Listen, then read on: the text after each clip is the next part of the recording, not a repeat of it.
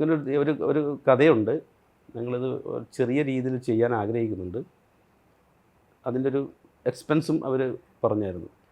അപ്പോൾ നമുക്ക് കുഴപ്പമില്ല, അത് അത്രയല്ലേ ഉള്ളൂ എന്നുള്ള ലെവലിൽ നമ്മളങ്ങനെ ഓക്കെ എന്ന് പറഞ്ഞ് വിട്ടു. നോക്കട്ടെ, ഓക്കെ എന്നൊക്കെ പറഞ്ഞ് അങ്ങനെ അങ്ങ് വിട്ടു.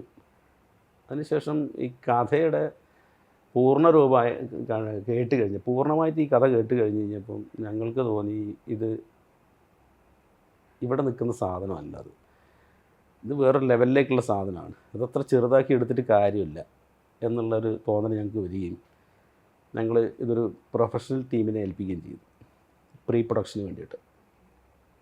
അങ്ങനെ ആ പ്രീ പ്രൊഡക്ഷൻ നടന്നുകൊണ്ടിരിക്കുന്ന സമയത്താണ് ഈ കഥ എന്താണ്, എങ്ങനെയാണ് ഈ സാധനം എന്നുള്ളത് എനിക്ക് പോലും ആ സമയത്താണ് ഇത് മനസ്സിലാകുന്നത്. അങ്ങനെ വന്ന് പ്രീ പ്രൊഡക്ഷൻ കംപ്ലീറ്റ് ആയി കഴിഞ്ഞപ്പം ഞങ്ങളിതിനൊരു ബഡ്ജറ്റ് ഇട്ടു. ആ ബഡ്ജറ്റ് കേട്ടപ്പോൾ ഞാൻ ഞെട്ടി. അതെ, ഞങ്ങൾ തന്നെ ഞെട്ടി.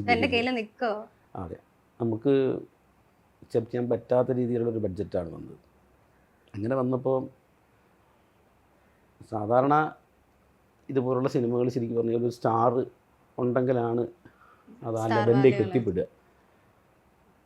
അപ്പോൾ അതിന് മാത്രമുള്ള സാമ്പത്തിക ശേഷി ഞങ്ങളുടെ കയ്യിലില്ല. ഞങ്ങളൊരു 4-5 പേരാണ് ഇതിൻ്റെ പ്രൊഡ്യൂസേഴ്സ് ഉള്ളത്. ഓക്കെ, 5 പേര് കൂടെ കൂടി ചെയ്തൊരു പരിപാടിയാണ്.